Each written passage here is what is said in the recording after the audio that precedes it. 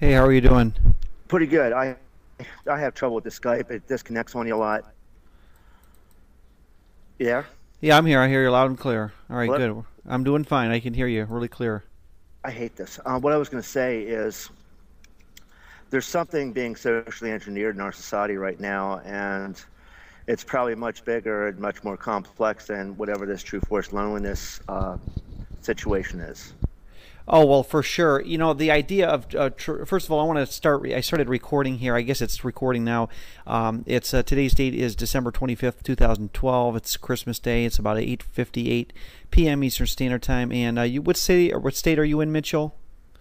Pennsylvania. You're in, okay, I'm in Columbus, Ohio, so amazing. Okay, you're coming in crystal clear now. It's sounding good. So you're, okay, when we were talking to him for about 5 minutes earlier, you had stated that basically you think that this is all social engineering that's happening between the dating scene? Yeah, I don't know what it is, but when you look at people today compared to, let's say, a few decades ago, it almost seems like the spirit or soul's been like sucked right out of them. Oh yeah, I mean it is. They're absolutely right about that. And you know what? You wonder one thing: how is it that people do socialize to begin with? I mean, when you're on the outside of everything, you kind of look at people and think, what is going on here? One thing I've observed, a lot of it I feel is also economic because we have less leisure time today than we did, let's say, back in the 70s, maybe early 80s. Right, exactly. I was really too young to remember it. I mean, I was just, a teenager in the late 70s, early 80s. So that Right. pretty much gives away my age. Right. Well, I'm 42. I was a 50. teenage. Well, okay, I was a teenager back in the late 80s, and I remember that even we had three different groups of people. We had the preppies, the jocks, and the burnouts, and everybody, no matter what their physical disposition was, they always seemed to find somebody. Like I noticed like the social outcasts, which were called the burnouts. They're the kids that smoked cigarettes and maybe drank beer on the weekends.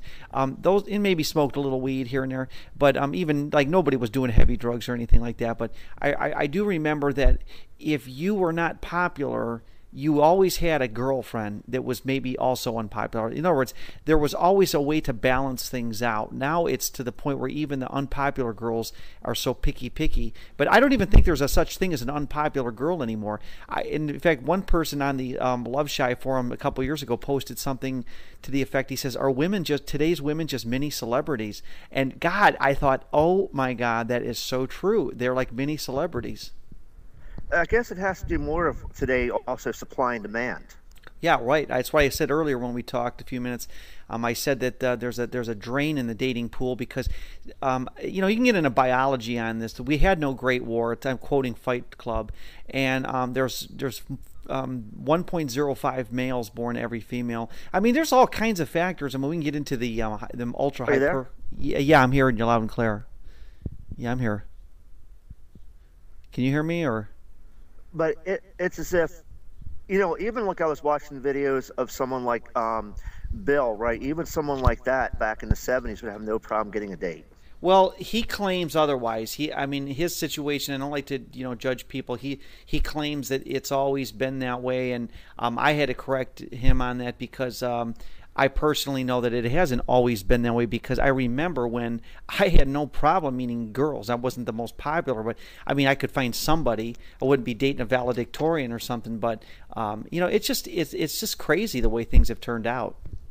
I mean, I've dated attractive women. I've dated, you know, uh, uh, I even dated hardcore feminist women that wanted to beam all the guys off the planet. But Oh, it's like really? today, I mean, it's almost like they're unapproachable and it doesn't matter. I mean, no matter who it is, it's almost as if you can't just go up and say hi to people. Well, no, and I guess we're talking about this, but we're not really looking for a solution. I mean, is there a solution to this, or do we are we relegated to just farting around with computers and uh, I hate the word hoping. Hoping is such I think Gerald Salente said it's the biggest loser term in the English language. Hope. What are we looking for? I mean, what are we trying to solve here? I don't know if there's a solution. My solution is I'm going to go to places where I know I'm going to fit in the best. Right. Did you hear my latest interview with that Steve R? No. Okay, it's up on my site. You can just click the link there. It's on my website. You can go to it. But go ahead.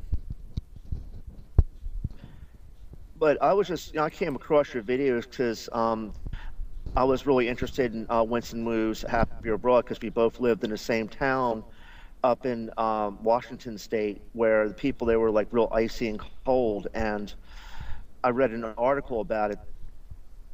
Then I read his article, and that's how I came across this True Forest Loneliness, movement.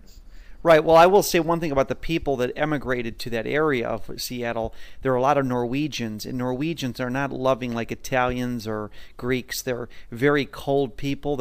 I don't want to say cold in a violent way, but they're not real affectionate, and it might describe why they're very stoic. Yes, very. I mean, Norwegians are not known. I know they brought over here Norwegian sewer rats. We learned that in history one time. They were not the cleanest. They just were not real lovey-dovey, and it might reflect that whole culture too. That's possible. I think it's got a huge thing to do with it. But it's of course evolved, and there's more people than just Norwegians living there now.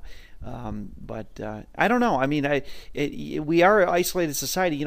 We always seem to kind of find somebody, and here I am on a Christmas. I got other circumstances, but I'm alone on a Christmas night, and I probably could have gone to some church function, but that's not for me right now.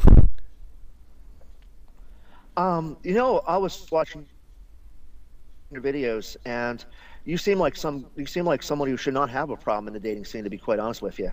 Well, I don't. You're very intelligent. You're good looking. You're intelligent, and I'm not trying to sound like funny or anything, but I'm being honest. I mean, okay, you're highly intelligent. You're highly articulate. Yeah, well, I don't think it's just that. Let me point this out here. Guys that are much better looking than me, guys that are much more talented and better incomes than me, go in the same boat. And it's not, when you go on plentyoffish.com, and I'll tell you something, people are, when people want to sit there and argue with me, they can do this. Plenty of Fish is a very good indicator of how the dating scene is, or a dating website. And I say Plenty of Fish because it's a free site.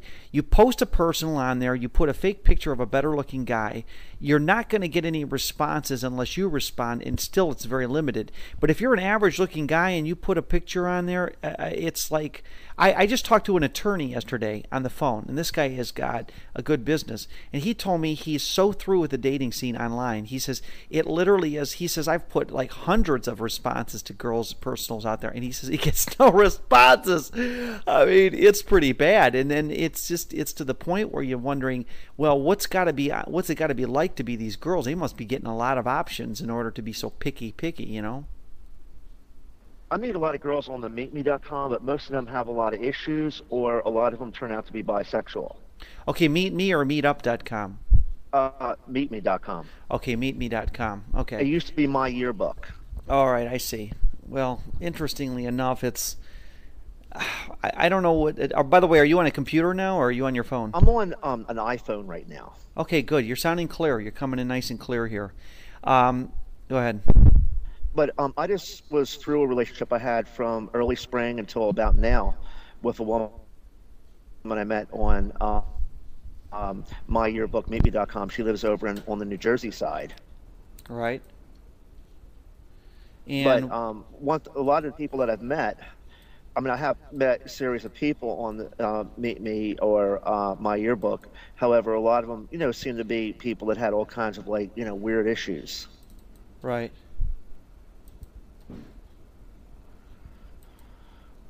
But I have had luck with that. But what I try to do myself is I try to go to places where I know I'm going to fit in. Right. Do you think you're fitting in? Well, it depends on where I go. It's just the unfortunate thing is I'm a struggling artist, and also work a night shift, and sometimes I have to work overtime, and I sometimes, as a result, I'll sleep a good portion of the day. So the leisure time I have becomes very minimal. Now, are you like a web developer? No, I do nature photography. Oh, okay. You're an artist. I'm learning right now. As you believe, I'm I'm kind of changing careers right now. I was an instructor at a technical school, but I want to learn web development, and it's a lot of stuff to learn, man. It's pretty technical, but I'm learning a little bit every day, so it's kind of fun, you know.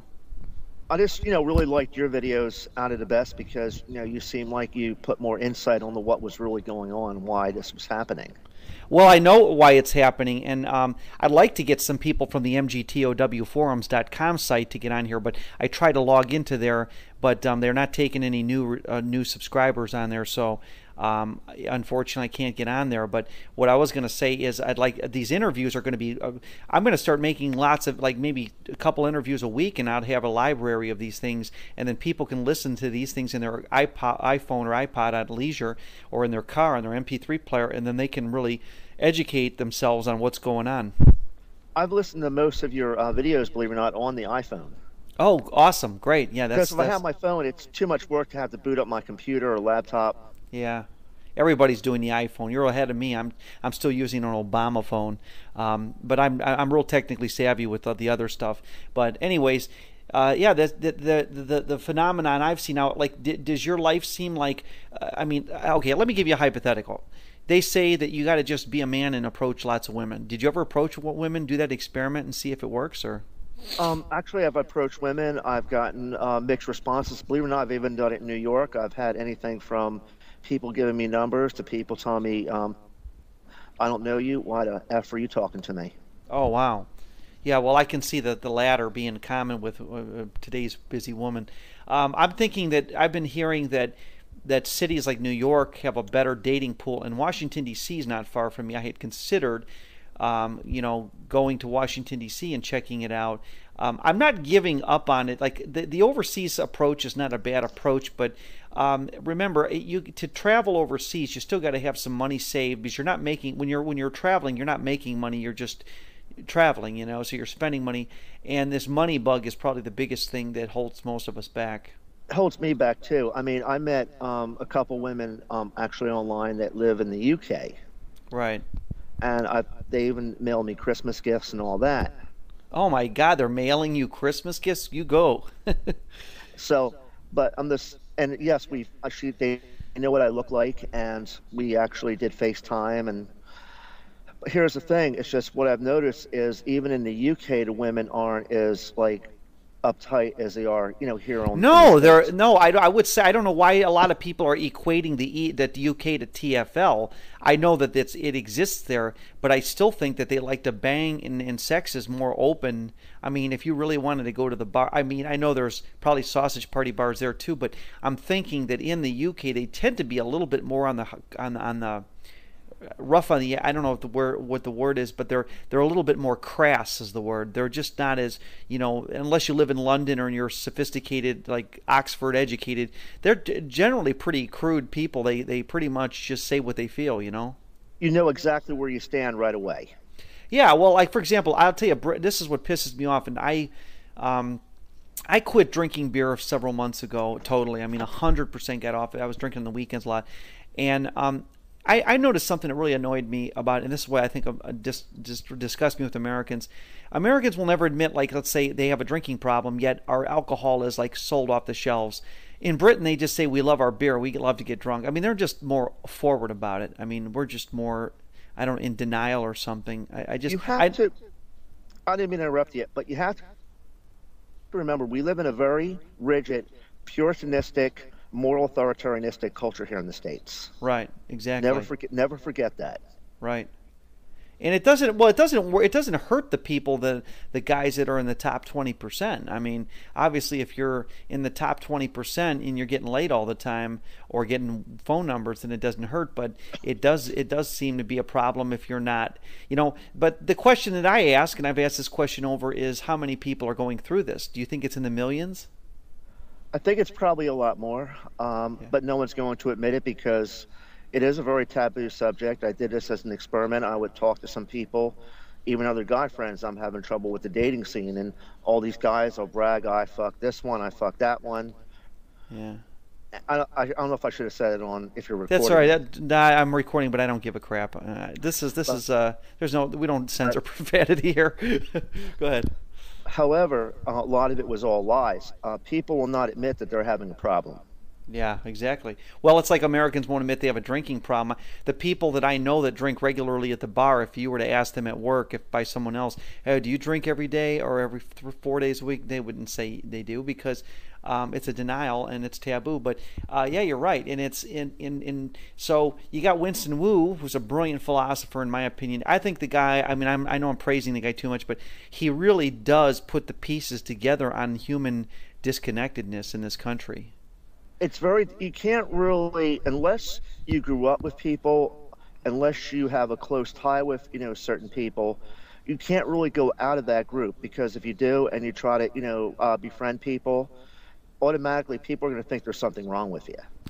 Something else I heard is interesting. I don't know if you'll agree with this, but somebody said this to the effect. I think I was listening to the Just Bill show it was called the Just Bill show at one time, but Bill Greathouse, he had some guy on there talking one time, and he said something about establishing your social connections at an early age. And he says, well, if you're 40 years old and you haven't established yourself, they're looking at you like, who's this guy? I mean, like, who's this weird guy? Or and if you want to get like a $40,000-$60,000 a year job, or 70,000, and you just want to get a job working, you got to know the right people, and that's why our connections are important. So kind of I think the dating thing and the social thing and the jobs kind of goes hand in hand, so to speak.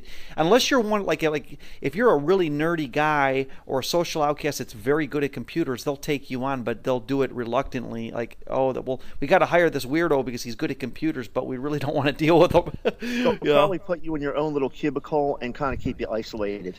Yeah, I think that's what happened with George Sidini. Now, a lot of people were saying, well, he was like a really good-looking guy. He was like average. He wasn't bad. I mean, no, he was not good. I'm not being nasty. He was not very good looking, and I think that hurt him. And he had severe autism. I mean, it did hurt him. And I know it's to the point where they try to say, oh, he was just looking for the young girls. No, I think he was looking for anybody. But he got the cold shoulder, and boy, that's just the way it goes. At this point, I'll even go as far as giving women a cold shoulder, depending on the situation, because there's certain things that I don't want to deal with. Me being an artist, and also the way I'm wired, because I'm on the like autistic spectrum. I'm kind of stuck in my ways, so I only like to be with people that I know I'm compatible with. Oh, for sure. But then again, that's hard to find, because a lot of these people are probably going to be already spoken for and whatnot. Right. So you want to. So you think how can you change your life at 50? I mean, me and you are running out of time. I mean, I'm not saying it in a bad way, but this is where we got a clock that's ticking, and I don't want to. Guys are always fantasizing. Oh, yeah, wait till they're older and they'll want us, and I don't even think they're going to want us. I don't even want these old women when they're old. But I don't know. Maybe things will change in the next 10 years. Actually, I've always had an attraction to older women. That's fine, but I'm not going to reward somebody that's been with 50 guys or 100 guys. I guess you will if you're desperate enough, though. Actually, believe it or not, I'm the kind of person that if I'm with someone, I like to, have that, romanticism. I like to go out and do things. I like to go out and go on long nature hikes and have dinners and just, do things together. It's not even about the sex, because the sex is only a very small piece of the tapestry. Right, but would you want to do? Yeah. Don't get me wrong. I love good, passionate sex, but it's just a small piece of the tapestry. I mean, there's so much more to it. You want to be with someone that you're compatible with, someone you can relate to, and someone that you have a really deep interconnectedness with. Right. Exactly. Because why would I want to be miserable? I don't care how attractive she is. If I'm not compatible with that person, that's going to put my life in a living hell, having to deal with that person. Mm-hmm. For sure. I mean, so I mean, do you are you financially in a position where you could at least experiment going overseas? Do you have 10 grand to just I plan to, because sometime this summer I might need to go to Ireland, because someone that I really connected with real well really wants me to be out there. Right. But where it's going to go, how it's going to go, I don't know. As we know, these things are not predictable. Wow. Well, they are not predictable, and we don't know where they're going. I've learned when I'm out there, I don't try to expect too much. Well, you know what? I think that I don't know. Do you ever think of just manning up and just accepting? You know, the term manning up is obviously a social engineering cliche, but it does make you wonder if really that's the only way to go. Sometimes I hate to really admit I'm falling into this trap of it, but you know, the idea that, you know, what are you going to do? You know, I mean, you're going to sit there and mope about it and you know, wonder when, you know, I mean, obviously going out doesn't sure as hell. I mean, I go to the grocery store all the time. I don't know where people claim you can meet people at the grocery store. I think it's a bunch of BS. Actually, believe it or not, saying hi to people in a grocery store, and this is even my experience, people get really weirded out about that anyway, because I have done that as an experiment, and that's something that will really weird people out, and it doesn't matter if you're reasonably attractive. Oh yeah, probably. Yeah, but of course, you know, oh boy, I don't know. Um, but you know, it depends on the situation. There was this other guy who criticized everyone. Ever heard of this guy ZenMac.com? I've heard of all. There's so many of these guys out there now that there was a Zanparian, and there was, of course, David D'Angelo, and all these guys. They're all pussy beggars. Basically, what they do is they blame the guy for all his failures, and women's behavior is not held into account. It's always the guy that's got the problem. Well, there was this guy, this African American guy, ZenMac.com. Another name he used was Player Supreme. Oh, that guy. Yeah, what a guy's a piece of work. Yeah, that guy's whacked. Well, he is whacked, but he claims that he's getting all these women, or then he claimed he wasn't. See, he contradicted himself. Let me tell you what he did one time. He was telling, after the George Sidini thing happened, he was going on and saying, you know, I could have got this guy women and this and that and blah, blah, blah. And then he started talking about like the looks didn't matter. The big thing with all PUA or pickup artist people is the looks don't matter. Well, then he did a series of videos where he took the pictures of guys that were good looking and dorky looking, and he was admitting that it was about looks. And this is a contradiction, because on one hand he kept preaching the idea that looks didn't matter, and then he did this comparison video where he showed this guy that was like had buck teeth and was like glasses and didn't look too smart, and he goes, and this is your typical guy that goes to a PUA seminar, and he was just like making it so obvious that this was what it was all about. The looks issue is what it's about. It is about looks. It is about, you know, how you're dressed. It's a lot of different factors. You know, you're dealing with a combination of looks. You're dealing with different, you know, social class situations. Right. You're dealing with different subcultures and a lot of other things that play a factor in it. Right. A gym membership can do good for you as far as self-esteem. I can tell you, confidence in yourself. I'm starting to run marathons again. I ran one in November, and I'm actually training and doing more stuff now. But I can tell you, physical fitness can definitely negate a lot of that feeling of despair, because if you're in trouble, they talk about this thing called mind, body, spirit. You got to really have all three of those going for you. You can't be fat, out of shape, and smoke cigarettes and drink booze and you know, be happy all the time. You're stressed out. You got to have a balance of everything in your head, and I think the physical fitness does help. It's not going to cure your sexual horniness, but well, it will a little bit. It'll knock it down a peg. Actually, I do a lot of nature hiking. I'm out there doing photography. I'm out in nature a lot, especially during the spring, summer, and fall months. Right. So I'm getting a lot of my exercise doing that, because I go on long, long nature hikes. Really? So you do like nature photography with the digital? Or are you doing digital camera? Everybody's digital now. I guess nobody's using 35. But I use a Canon. Yeah. And you know, I do a combination of macro nature, you know, sky. I plan to do some good winter scenes if we get some good snow.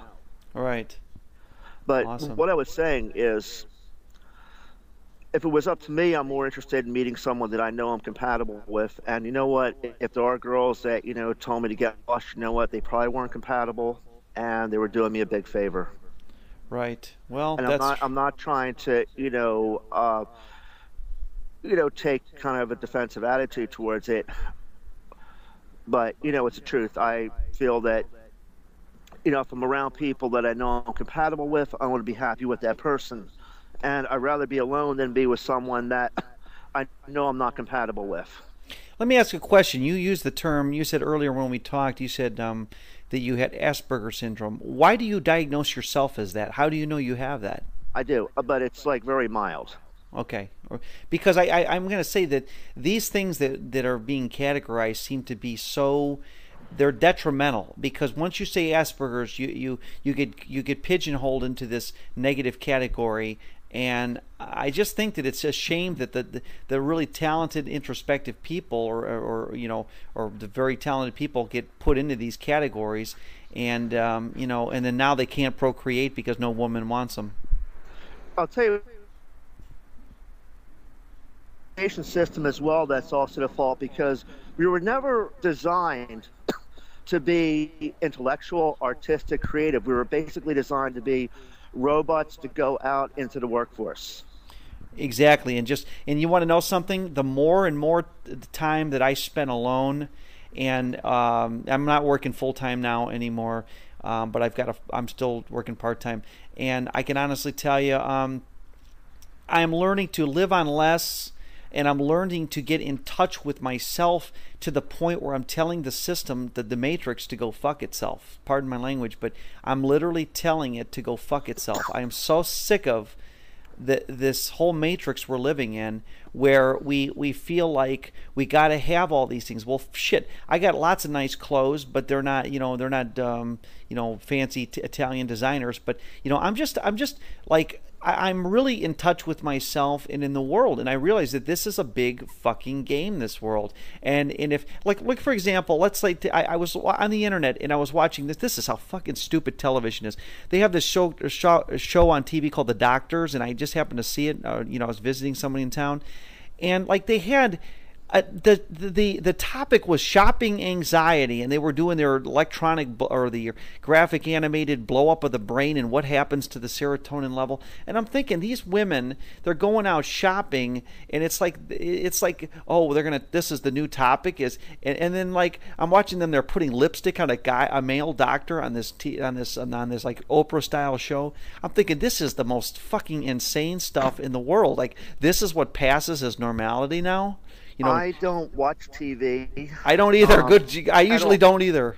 I don't watch TV unless I'm going to, buy, go rent or buy a DVD like that I enjoy, because what's on TV now is, words can't describe how stupid it is. Yeah, and it doesn't teach you unless you watch the Learning Channel or something, or the Discovery, like learn about volcanoes. Even that is not what it was, a decade ago. No, you're right, because it's all becoming politically biased. But before, it was like all about nature, and you would see things like like volcanoes exploding in Japan and stuff. There were some cool things that you could watch.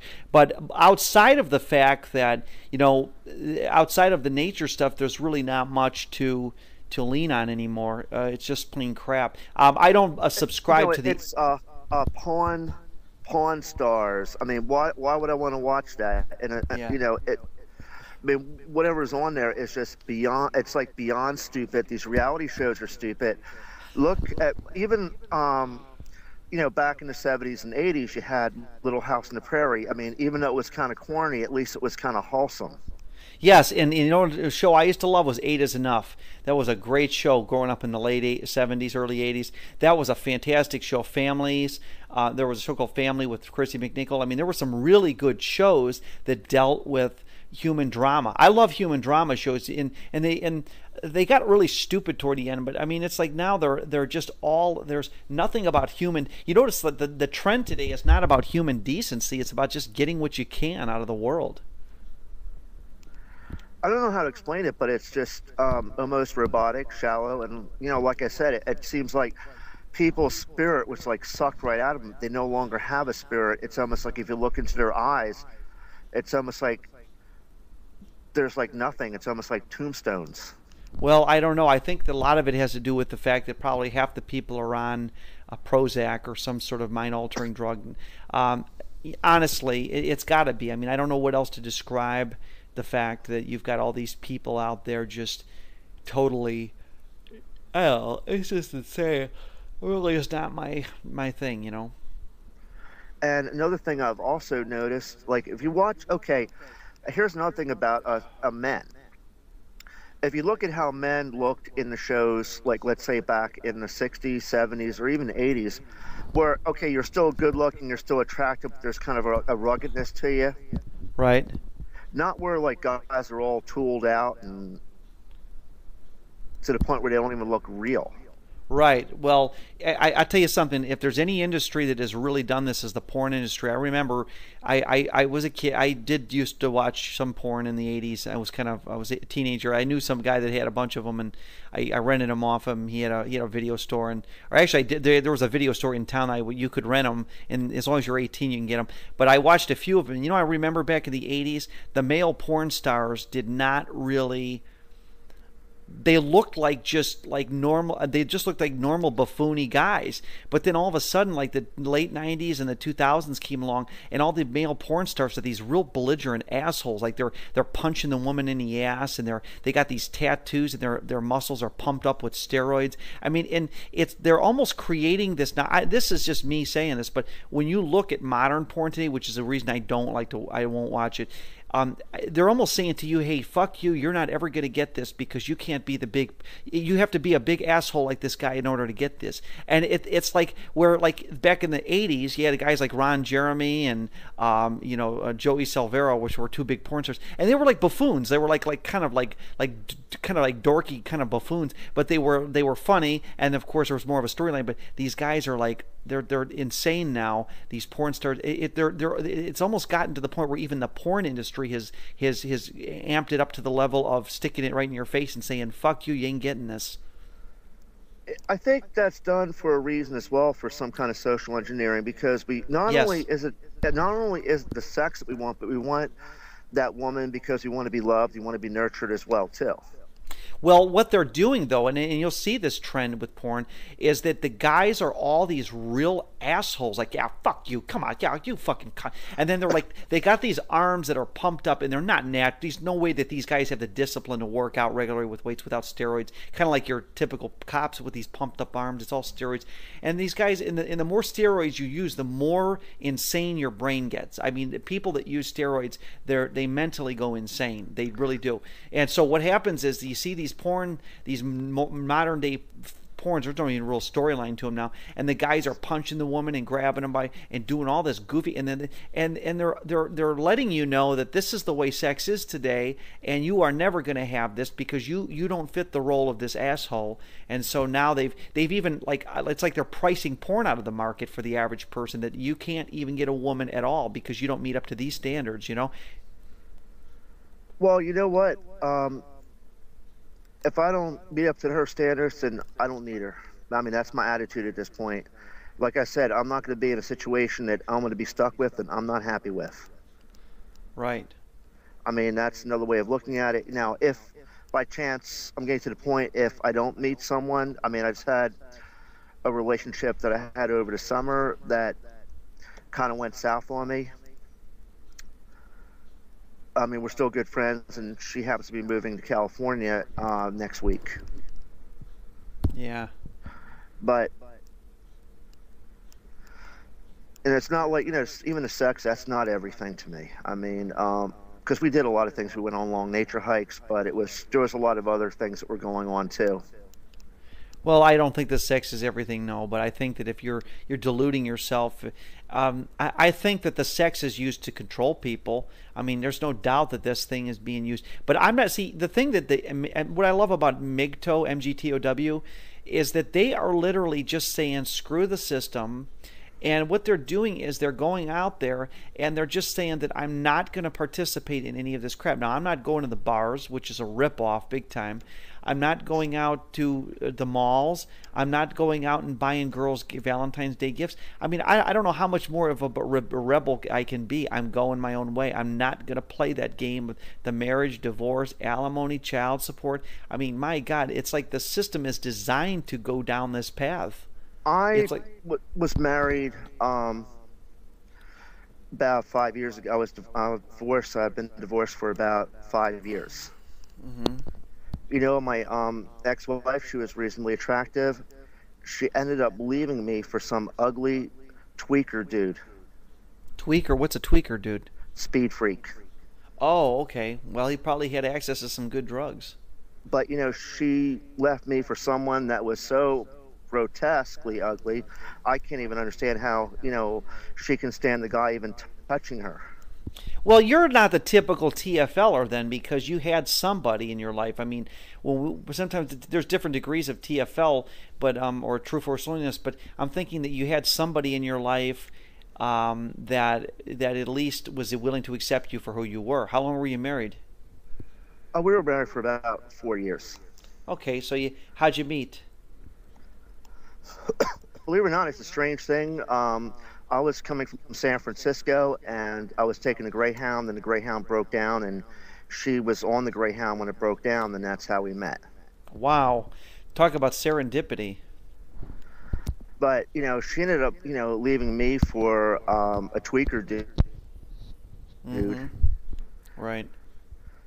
And the good thing about it is her in-laws, pretty much adopted me as their son in a sense because she met someone that they can despise more than me being kind of like this radical, hippie type dude. Right.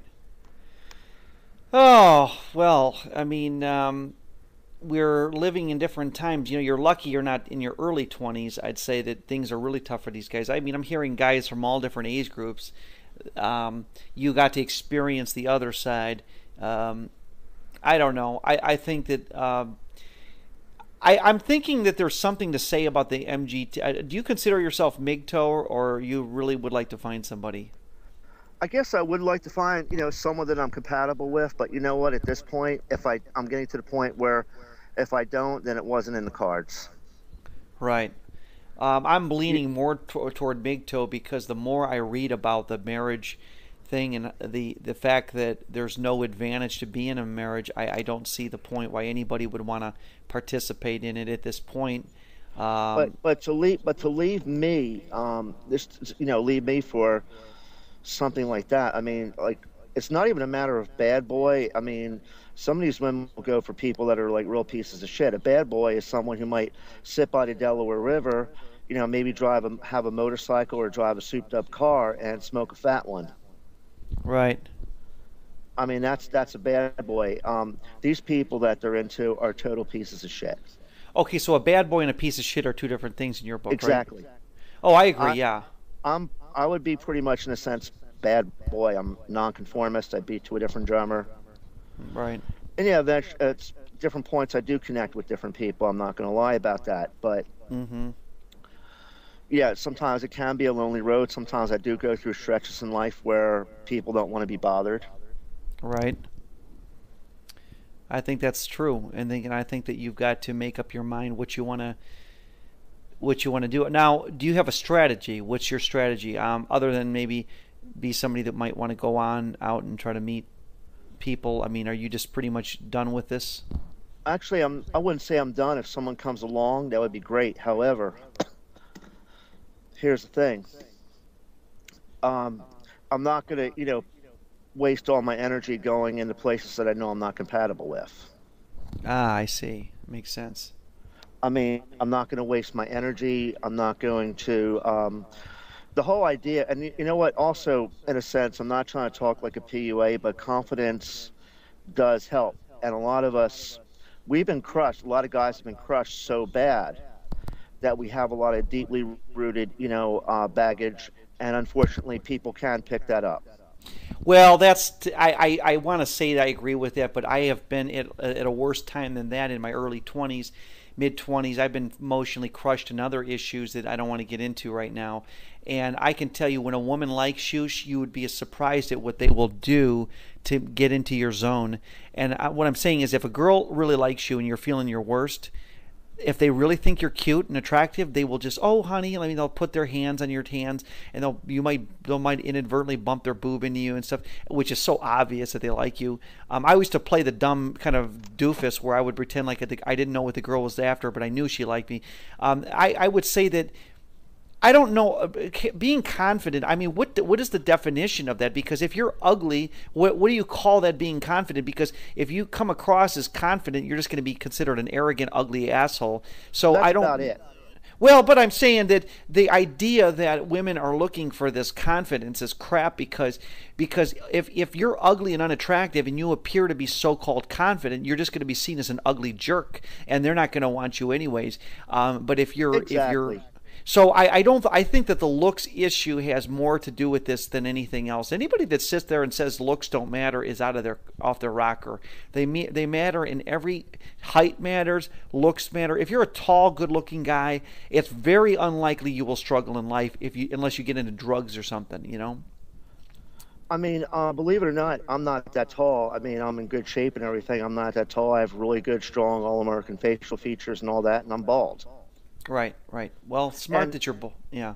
but then again, here's the thing. I mean, I also know where to go, and I've also learned who to approach and who not to. Right. But I just wanted to say, I do like some of Bill's videos, even though he Right. is, kind of very overly dramatic. Yeah, well, I'm glad you like him.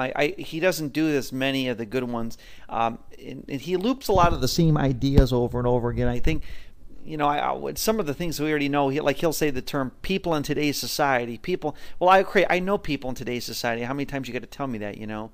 But then again, I've known, guys that looked a lot like Bill, that Yeah. have no problem meeting dates. Really. You're seeing that without the money issue or anything? I mean, I've known, men that looked, very much like Bill, and to be quite honest with you, I mean, he's might not be, Mr. Pretty Boy, but he's not really ugly or anything. Well, I wanted to say something, though. It has to do with where you are, too. Because if you're not a pretty boy and you grow up in a town where everybody's very cliquish, then yes, you can see an unattractive guy dating an attractive woman, okay? And then this is like in very cliquish communities. I moved to a small town one time, and I'll tell you exactly, that's exactly how the game works, is that you've got like you've got only a certain amount of women and a certain amount of guys, and they naturally grow up together, so they hook up. And since they don't trust any outsiders, they manage to hook up with their own people, and it's kind of like a tribal society. So I tend to think that anytime you see an unattractive guy with a somewhat attractive girl or average looking girl, what I'm thinking is maybe they grew up together and they're real tribal, and they don't date and marry out their tribe. That's what I think. But I don't think an average ugly guy can just go out in anywhere, any day, any town, and just pick up women. I think that's just crazy. They think he's ugly. But I think, Bill, could meet somebody if he went to the right place. I disagree. Well, why don't you talk to him and tell him that he's up the same alley as I am about this? Is that you can't just go anywhere and expect women to. I used to do that too. Like I would go out on Friday nights and I would go to singles dances and things, and I tended to think that it's really a waste of time. Period. I don't go to bars. I don't go to nightclubs because I don't believe in it. Well, it's not. Well, what is your belief system? What don't you believe in? I feel that it's something that's very shallow, and why should I have to get drunk to have the guts to talk to somebody? Yeah, and it's a sausage party. It's always dudes that show up. I mean, most of the people that show up in the bar are guys, anyways. And I've had similar experiences that you had. Like I was watching listening to one of your podcasts about. You got a number from a girl in a bookstore, and you called her, and she completely flaked on you.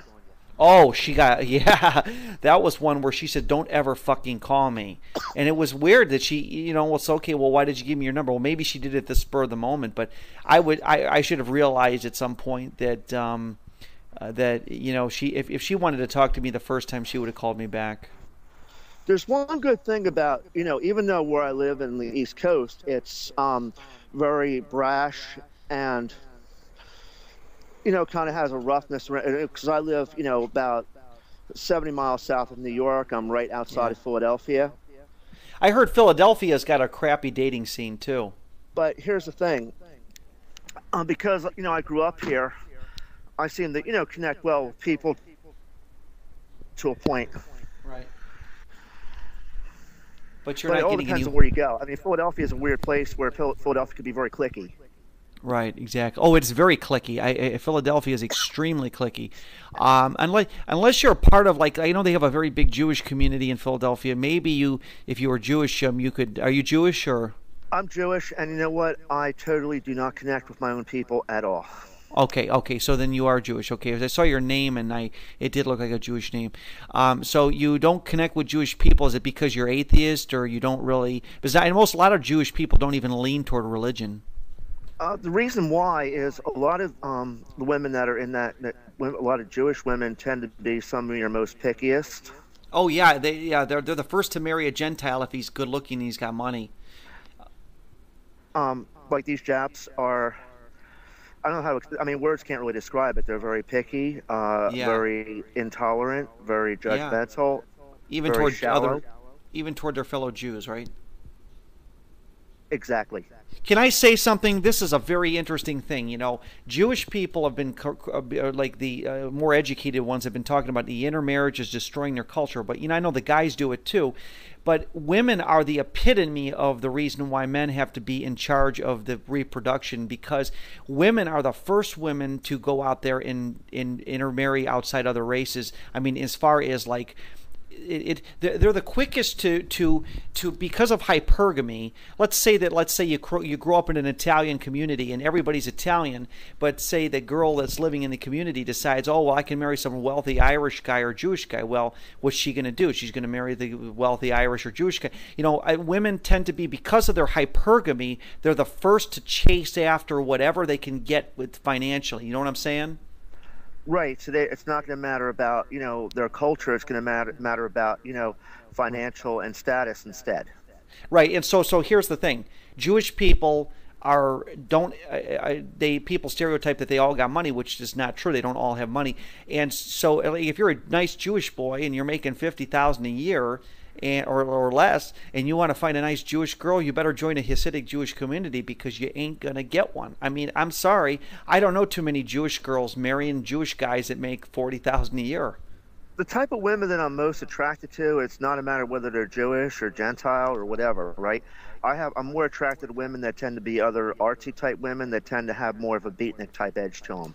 Right, yeah, and those women are in demand though too. You got to understand. I thought I kind of like the gothic, the beatnik women too, but the beatnik women are very cliquish too, in the sense that they just don't talk to strangers. It's not like you can just walk up to a beatnik woman and say, "Hey, baby," They're very. I kind of got that impression when I went to this Comfest thing. I don't know if you think that beatnik women. I tell you who pointed that out was Winston Wu. Winston Wu was talking I was reading his ebook, and he said that he went to one of these hippie festivals and the girls were talking to him, and he goes, it never alluded to them that maybe I might be interested in sex too, but no, they just treated me like I was some puppy dog, and oh sure, they would talk to me, but under no way, shape, or form was I gonna get any. And he goes, and these are supposedly the progressive artsy fartsy hippie types, A lot of it could be very deceiving. Yes, but see, I was thinking that, these artsy-fartsy hippie types, these pot smokers, they're so loving and they'll take me in and I'll get laid, whatever. But you find out that they're no different than everybody else. They've got their own little clique, and that's it. People are also scared of one another too. Yeah. I mean, you watch the news and everything. People out there are really scared. Right. What do you think that they're afraid of? Okay, now you heard of Alex Jones? He's that guy on the internet. Yeah, he does. Yes.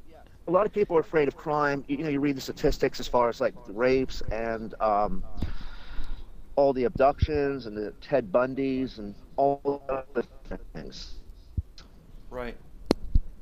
Well, I had gotten to the impression I had thought that the world is not necessarily one way. Like Alex Jones starts to paint it, the global elite are doing this and that. I think that there's so many different things going on. It's really hard to put a finger on what's causing all of this. It's more complex than just one thing. Yes, I don't believe in. Yeah. I hear you loud and clear. What I was going to. Yeah, go ahead. It's more complex than just one or even a few things. It's a lot of things. Yeah, it is a lot of things. And to like one person, people, I call it a proprietary niche agenda. It's when a person takes on a cause. Let's say that they want to blame the world's problems on the Jesuits. Okay, and I hear this is so ridiculous. There's some people that believe that the Jesuits the Catholic Church is the reason why the world's screwed up, and so they'll make this they'll build this template around this thing about the Jesuits. These Jesuits are running the media. These Jesuits are controlling the educational, and they'll build their whole philosophy around one cause, and they say this is the reason why this problem exists, and then they'll ignore other things. Like there's people that will acknowledge true forced loneliness, but they won't acknowledge that there's a world government. In other words, they only pick and choose their battles, and I think that there's a lot of this shit going on right now. Okay, well, the Jesuits, a lot of people, blame the Jews for the world's problems too. Right. Oh yeah, of course. That could be very dangerous because a lot of innocent people can get hurt. Right. I do think that there is a Jewish elite that does have power. I mean, you have the AIPAC lobby, and you have different Jewish power structures. But if you really go into the Jewish community, there's more dissension, and there's more lonely Jewish people like yourself, even that it don't fall into the paradigm of what people are saying. No, believe it or not, most Jews are just average, everyday, working class. Yeah, and a lot of them get suckered. They get suckered into the same things too. I mean, if they were smarter, they would be not getting. There's more Jews that are getting into PUA because they can't find anybody. So that some of them get suckered into these things too. So I think that. I just the whole you can go down this path with this stuff, but putting, like, we're talking about the dating scene. How do we what do you think is so weird? I mean, don't you think that's crazy when a guy can put a personal ad on the internet and not get any responses, but women get like 50 in a day? You know what? I can even put like unattractive women on there, and she would still get plenty of responses. Well, I know. I totally agree. Yeah, I hear you. You said you could put unattractive women online and they'll still get plenty of responses. I mean, I could put something that would send, Godzilla and King Kong running for the hills, and she would still get plenty of responses. Yeah. But if you put an average or a reasonably, average, good-looking guy on there, it would still be rough. Yeah, it is. I don't know. And I'm not really one to go well, first of all, it's not about the sex. It's more than just that. It's the relationship thing. And I don't know. Do you really want to have a relationship, one of these things called a female, with all the crap you put up with? A lot of them today have a lot of baggage. A lot of them today, things are more complex than it would have been, let's say, a few decades ago. People are jaded. Yeah. I mean, I know on the TFL, you guys put it on feminism, but my mom was a hardcore feminist radical. Right. Was your mom like a communist feminist, kind of in that same genre? Real hardcore. And she had against me going out and getting dates and all that. As long as I was respectful to the women. Yeah. So do you think that her being Jewish had a lot to do with it too? Because obviously Jews and feminism kind of go together very well. Probably. I mean, I've even dated women that were hardcore feminists. I've dated women that were hardcore, tomboy type. Right. I really think, I think whatever it is that's going on, it's not even in favor of feminism, because even women are looked at and treated like objects. Well, what's happening, I think, is they're using sex to control people, and I don't think that women want the hardcore feminism. I think women want to be taken care of again. Now, here's the argument: the MGTOW community says no. Fuck that. We don't even want to go back to traditionalism. In other words, traditionalism was the guy would protect the woman, and everyone would know their place in society, but the guy would still be the battering ram, and he would be the one to jump in front of the semi truck to save her life. And of course, she lives and he dies. There's a lot of guys that are saying that the cost dollar averaging of this whole relationship of men and women is obsolete. Now, this is a radical approach. Have you ever heard of Stardust on the internet? No. Okay, Stardust, by God, he's got a lot of listeners and viewers, and he kind of gets dry. He reads off a script now, and it drives me nuts. But when he was doing off the cuff stuff, it was really good. He used to do some really good stuff, and it drives me nuts when people read off a script, because then they don't slow it down and you can't digest what they're saying. But he's done a lot of stuff regarding MGTOW. This guy's a radical. I mean, you want to talk about radical? He really believes that there's no point in any relationship between a man and a woman, because he says that based on his readings and his studying this whole subject, that women basically are a parasitic creature that really suckle off the man for as much as they can get. They give birth to the child, but they really have no interest other than their biological offspring. So for a woman to steal the children from the husband is nothing, because she has no vested interest in him anyways. He's not her blood. And so she's got the children, and she's got his financial resources. She's got the state to protect her, which is the ultimate of hypergamy, the state. And so he's of the opinion that under no circumstance does any marriage work out with a woman. I don't know. Do you think that's kind of extreme? Well, here's the thing. In a lot of ways, we're no different than a lot of other species of animals we share the planet with. Right. And a lot of our organs kept that squelch so we can function as a human society. Yeah, right. You're kind of cutting out a little bit. I don't know if Skype's... But we are... Okay, let's say that again. Okay, so you're saying that we... But the question, the quiz, I don't know if you got... Yeah, I'm here. I hear you, but you're kind of cutting out a little bit. Like, for instance, like the female praying mantis will eat the male praying mantis after the male praying mantis mates with. Right, the black widow spider does the same thing. And also, with your honeybees, they'll actually, kick the drone out in the nest to die. Right. Well, yeah, you're absolutely right. So it even happens in the animal kingdom.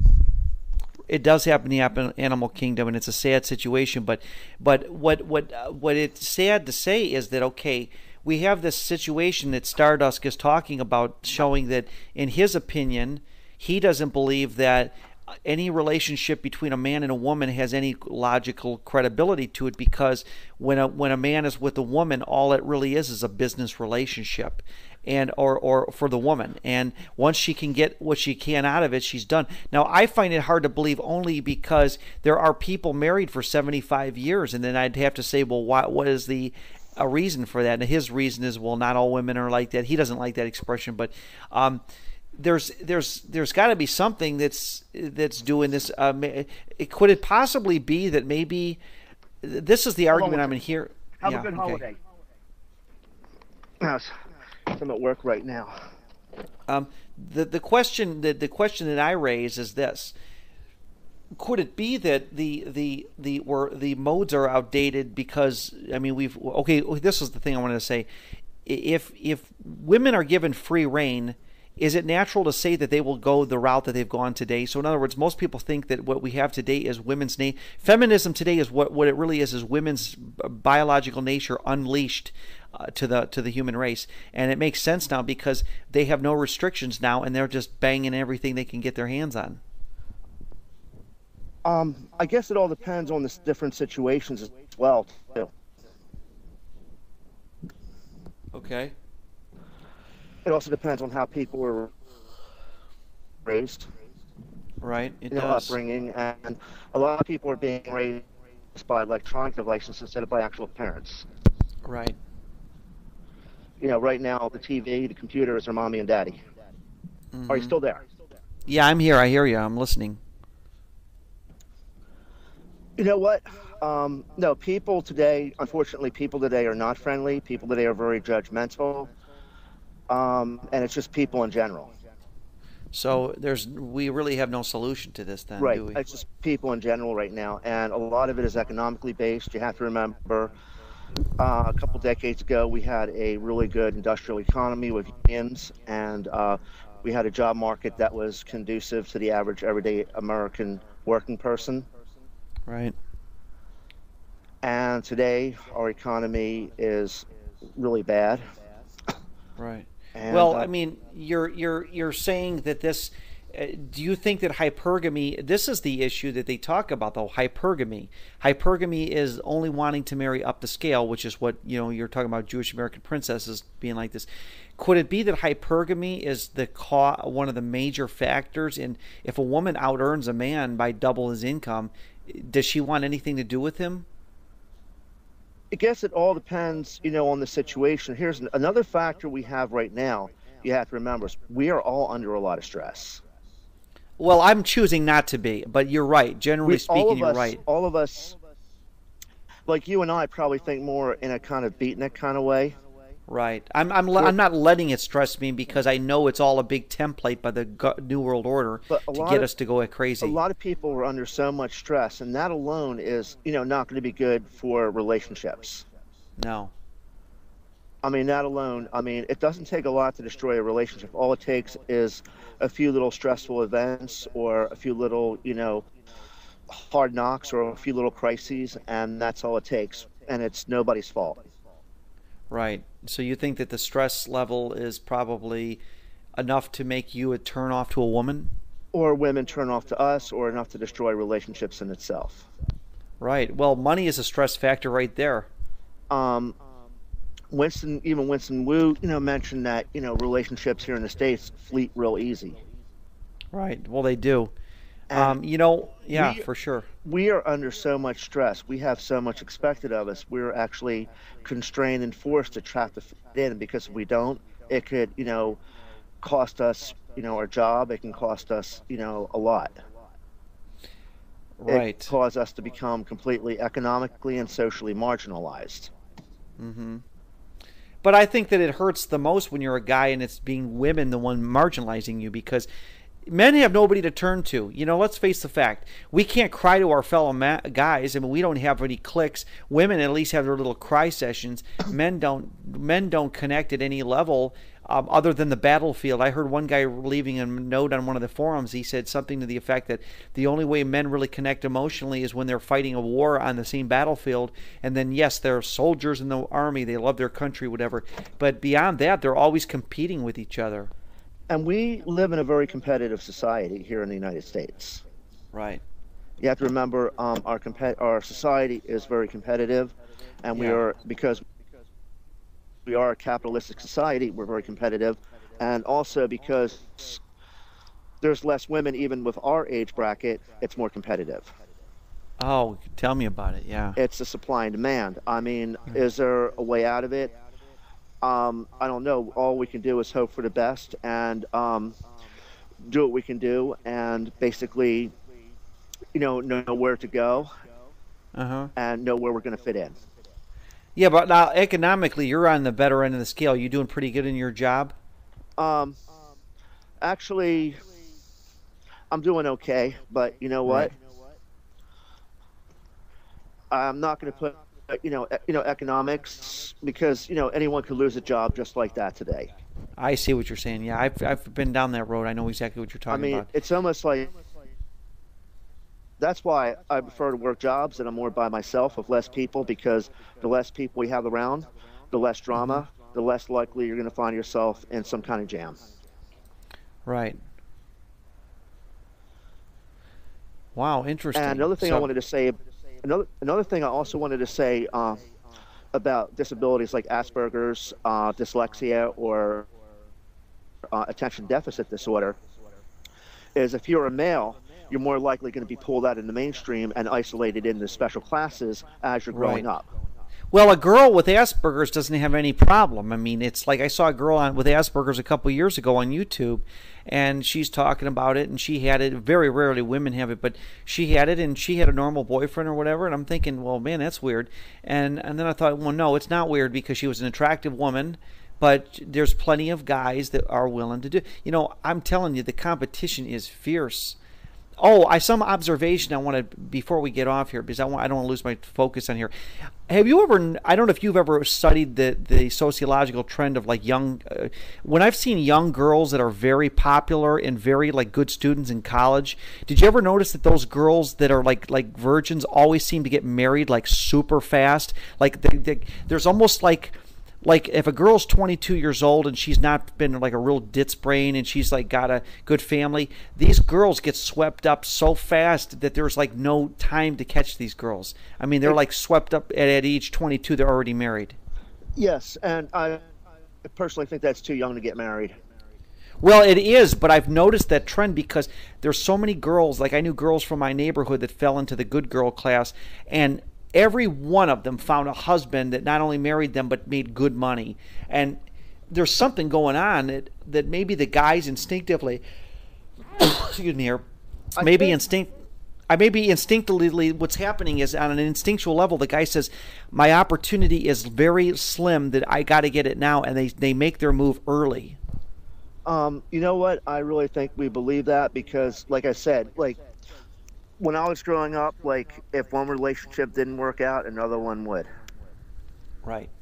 Okay, but what when you have these good girls that get married young by some nice guy that's got a good job, the only thing I can conclude is that the guy realizes that if I play the field, I'm going to lose this girl. Like, do you ever see the typical old hillbilly? Oh, Bobby Sue, I love you. You for me. I'm going to marry you right now. Here's a ring. You know, he's infatuated with this girl Bobby Sue to the point where he wants to marry her now. He doesn't want to take a chance that she'll go out and find some other dude.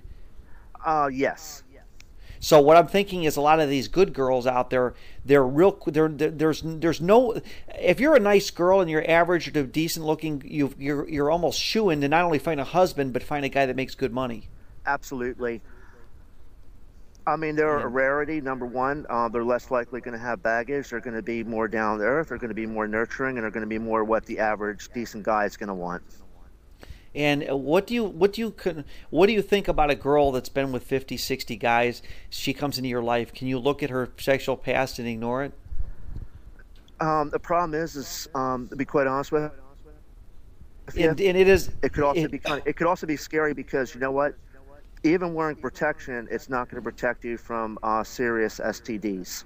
I'm not talking about that. I'm talking about the emotional baggage that she picks up from that. She's banged all her bad boys and done all the dirt nasty stuff, and then now she's ready to settle down for a nice sweet Jewish guy named like you.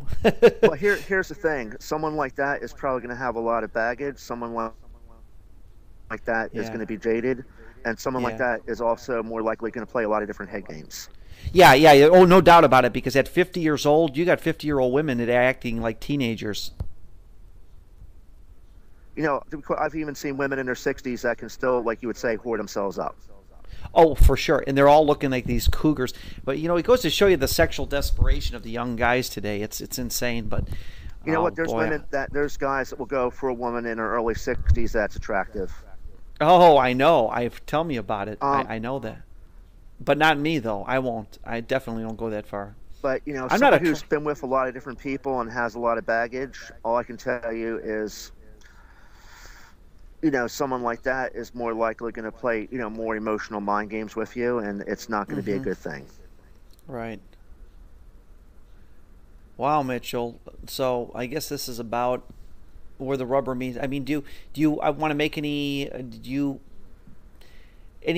else you want to talk about, or you pretty much? That's about it. I'm really glad to have had the chance to talk to you, and I wanted to say that I really enjoyed your videos, including, you know, the others by, you know, Dwayne and Bill as well. Yeah, well, thanks. I know Dwayne and Bill. There was one video I put up. I'm not really good at putting up these YouTube videos. It's Star Child 2169.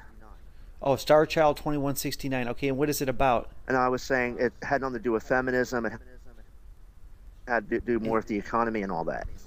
Oh, okay. Well, maybe we'll talk about the economy next time. What do you think runs the economy? Are we, first of all, are we in a downward spiral right now, or is it just, or Obama is right that, and you have nothing to fear? Well, what I fear is, okay, the economy at some point might pick up, but it's only going to pick up for a certain few, depending upon what career people are in.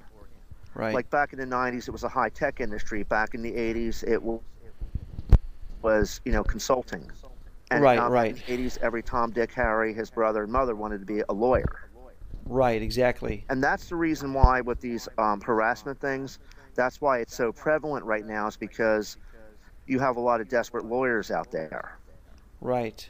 It's not the feminism, it's the fact you have all these lawyers that are ready to sue at the drop of a hat for the slightest thing. Right. And you also have, unfortunately, you know, you have women that tend to be kind of weirded out and real fragile and are looking for an escape route, and, you know, instead of going to their job that they're getting dogged, they'll be like, oh, I'm going on a cruise. Right. I had read a, yeah, so you're saying that, well, what does that have to do with the economy, though, what you're talking about? Well, the economy is bad, so everyone is looking for an escape route. Okay, so you And well, I due don't to the know. fact I that don't. we have all these lawyers right now that are starving, they're looking for any chance they can to sue for any reason, like especially in workplace situations. That's funny that you mentioned it. I happen to know a couple lawyers that are starving. I mean, I would have I would have thought that these guys were making big money, but they're all starving. And so there's a lot of people that are going to benefit. And a lot of like your and a lot of it isn't like your real like hardcore feminist people that are the problem. It's these women that tend to be like real fragile and skittish that will cause the issues. Right. Interesting.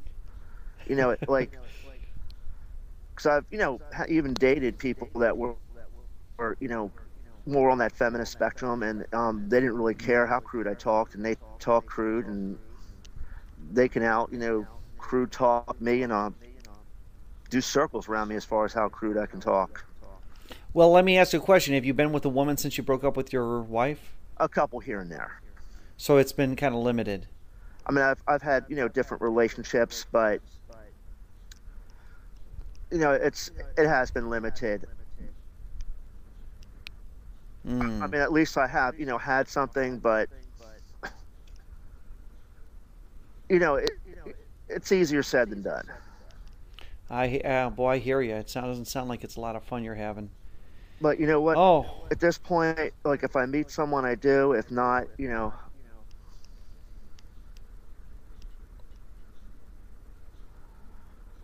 well, I'll tell you what, Mitchell. I'm gonna end this interview because I got to only keep these a little over an hour.